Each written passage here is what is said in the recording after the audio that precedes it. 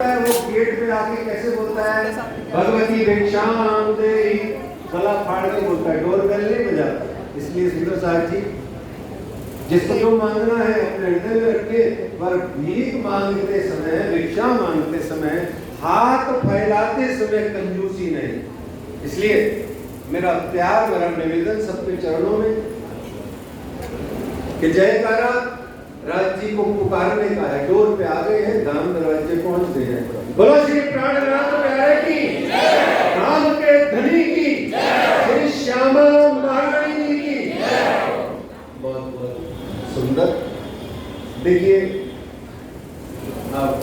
अभी हमारे पन्ना धाम के ट्रस्टी श्री कमल जी को जब पता लगा कि यहाँ 7 मिनट का मेरा राजी महाराज की सेवा का भाव है, तो आपने मेरे कान में बोल दिया कि महाराज जी सिर्फ है ना प्रकटन पे बोलना। तो पता नहीं क्या था, पर प्रकटन जैसे ही उन्होंने बोला तो अंतर हृदय में एक बड़ा प्यारा भाव आया कि प्राणनाथ पै से शुरू होता है, वर्ण प प्राणनाथ, प्रकटन प वर्ण प्राणनाथ।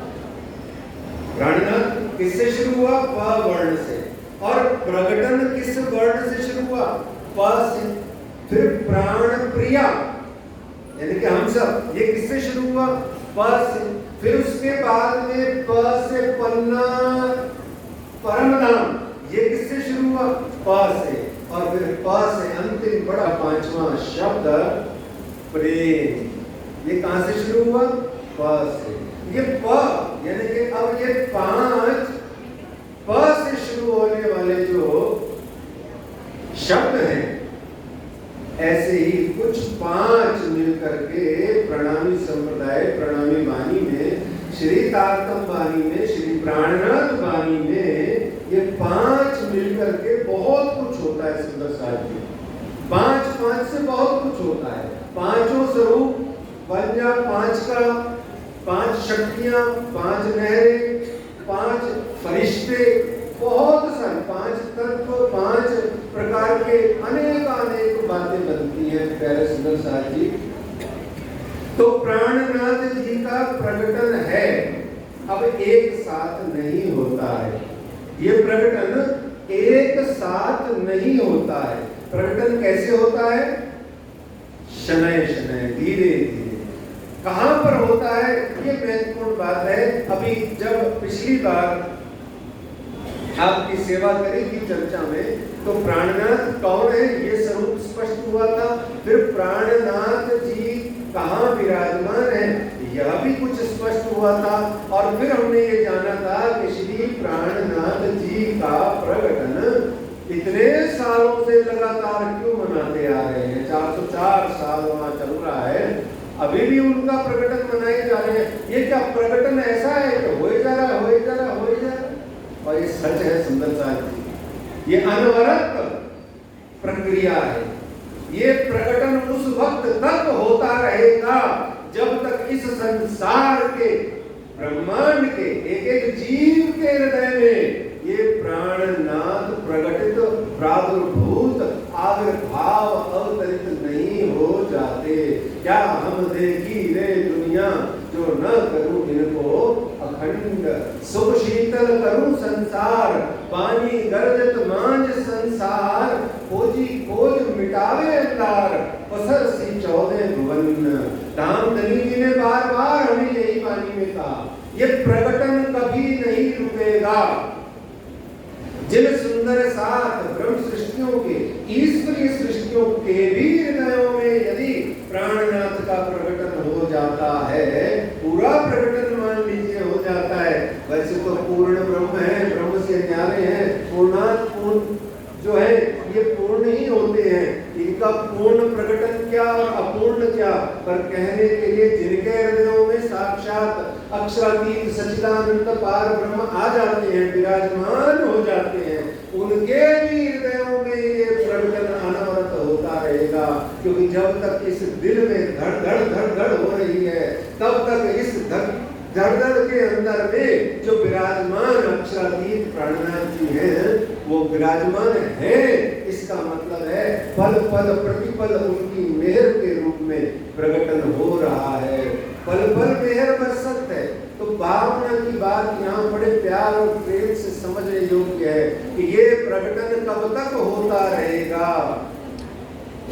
और हमें क्या सिर्फ इस मंदिर में या 1000 से ज्यादा जो प्रणामी मंदिर हैं वहां पर जा करके क्या हम सिर्फ उत्सव मेला महोत्सव के रूप में प्रकटन मनाएंगे, या हम आगे बढ़ करके साक्षात अक्षरातीत प्रियतम प्राणनाथ जी ने जो अपनी श्री तारतम वाणी में इस कुलजम स्वरूप साहिब में जो फरमाया है उसके प्रकटन को हम अपने हृदय में आने देंगे या नहीं, ये विचारणीय बिंदु है। और यही प्रकटन को हमने अपने हृदयों में लाना है। सुंदर साथ जी बहुत भाव से और प्रेम से अपने हृदय में धारण कीजिए। ये प्रकटन हमारे हृदय में किस रूप में होता है? तो कहा गया ये प्रकटन हमारे हृदय में इश्क और इल्म के रूप में होता है। किस रूप से होता है? प्रेम और ज्ञान के रूप में। ये ज्ञान ही है जो धाम धनी अक्षरातीत ने हमें दिया। एक दूसरा ज्ञान दिया, पिछली बार भी थोड़ा स्पष्ट हुआ था कि ज्ञान से अहंकार नहीं आता है, नहीं आता है, नहीं आता है। तो फिर क्यों कहते हैं इल्म चातुरी खूबी अंकी मोहे यही पट विद्या अंकुर यही देवे न देख ले मेरे दूल्हे के मुख का नूर। ये चौपाई तो सुंदर साहब की मार्फत की है। हमारे जैसे जाहिरी मायने लिए अंधेर वाले लोगों का अर्थ निकालने की नहीं है। यहाँ कुछ और मतलब कहा गया है, लेकिन हमको ये समझना है कि क्या वास्तव में इस प्रज्ञानम ब्रह्म साक्षात अक्षरातीत की वाणी से अहंकार आ सकता है क्या? और कोई भी कभी गलती से कह देता है तो गुनाह करता है, माफी मांगनी चाहिए सुनने वाले को भी बोलने वाले को भी। अहंकार तो आता है, अकड़ तो बन जाती है, कॉलर तो अप हो जाता है, लेकिन उसका जीव का होता है, उस व्यक्ति का होता है। इस वाणी से नहीं आता है, वाणी से सिर्फ प्यार आता है। क्यों?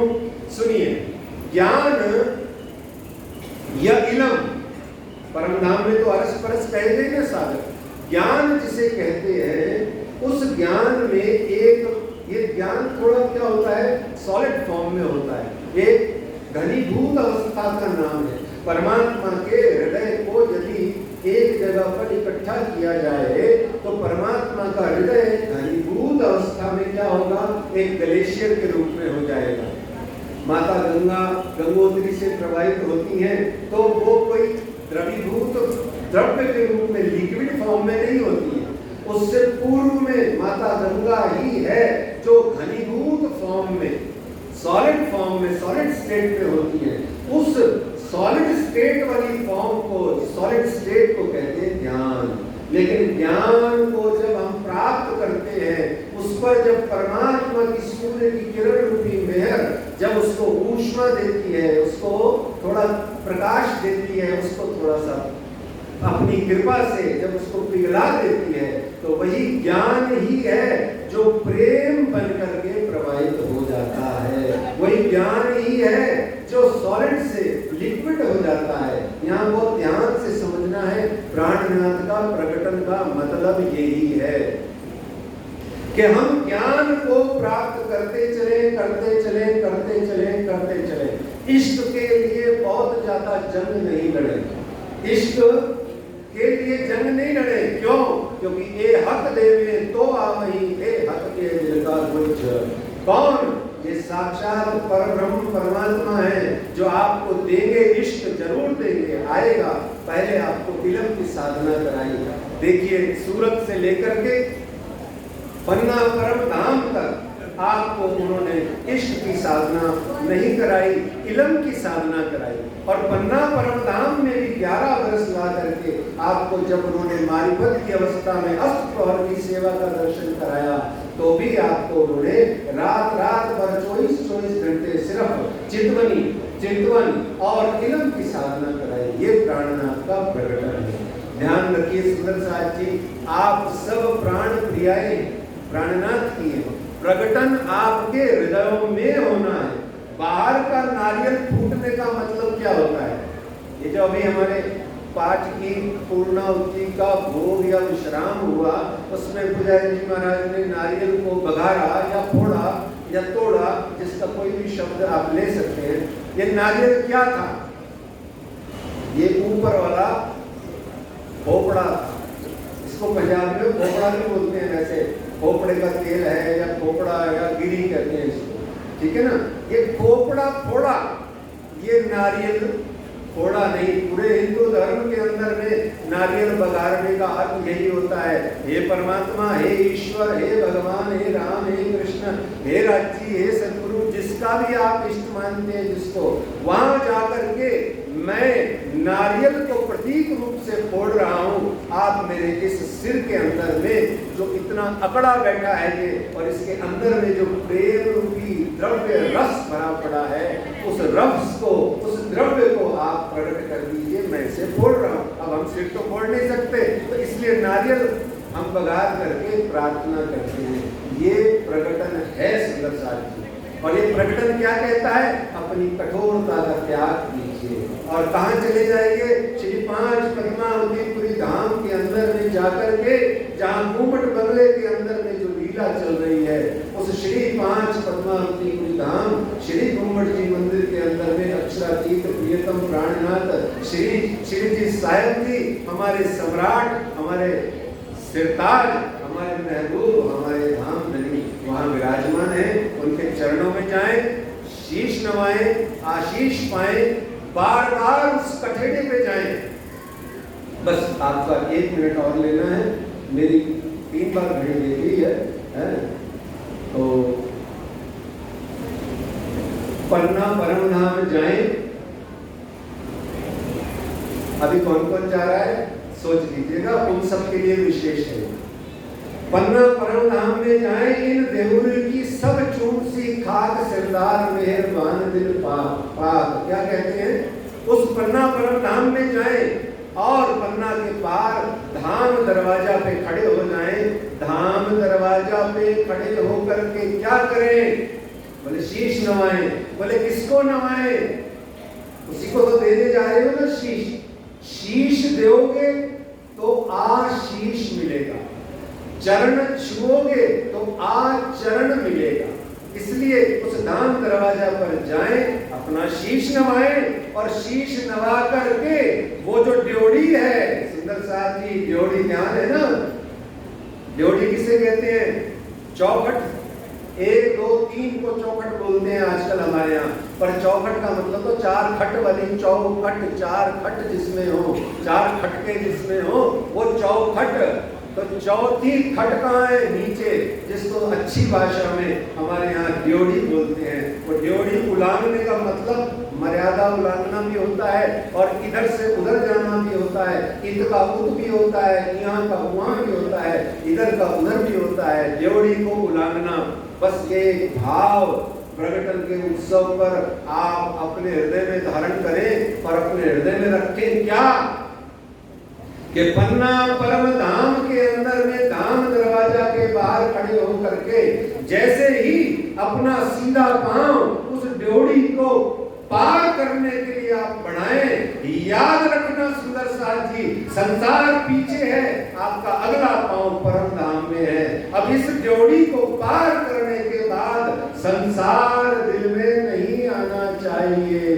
अब क्या आना चाहिए? प्रियतम प्राणनाथ अक्षरातीत श्री प्राणनाथ जी, एक धाम हृदय में लेके उड़ाए दीजिए, हवा हो जाना चाहिए। इसलिए मेरे प्यारे सुंदर साथ जी, गुम्मट जी के अंदर में बहुत साधना है, बहुत ही सिद्धि उपलब्ध है। एक एक स्टेप करके आप पाएंगे। पहला स्टेप है उलांग के उधर चले जाएं। जब आप उलांग के उधर जाएंगे, याद रखना ड्योढ़ी पे पांव मत धरना। किसी की तबीयत खराब हो तो अलग बात है, पर कोशिश करना ड्योढ़ी पे पांव न धरना, उलांग के जाना। और पीछे संसार है, उधर परम धाम है, और सामने बीच में बैठे मेरे अक्षरातीत प्रियतम प्राणनाथ हैं। इन्हीं शुभ भावनाओं के साथ कि यह प्रकटन आप सब प्राण प्रियों के हृदय में पन्ना परम धाम की सुरता से या साक्षात दर्शन से आपके हृदय में आए, और आप सब प्रियतम प्राणनाथ जी की ये ताकम बानी, इश्क और इल्म दोनों को अपने हृदयों में धारण करें, कर पाए इन्हीं शुभ भावनाओं के साथ। आइए सुंदर साथ जी झोली पसार के, आंचल पसार के, झोली को वास्तव में अंतर मन से सोचे, भले ऐसे ही कपड़ा नहीं फैलाएं, पर मन से झोली पसार के और खलूसे दिल से, खुले दिल से, दहाड़ मार के, चीख पुकार करके, ऐसे जैसे मानो कोई घुटने में आज तो जान निकल ही जाएगी, इतनी दर्द है, इतनी आर्त स्वर में सिर्फ 3 जयकारे लगाइए और प्राणनाथ के प्रगटम का संपूर्ण आनंद पाइए। बोलो श्री प्राणनाथ प्यारे की जय।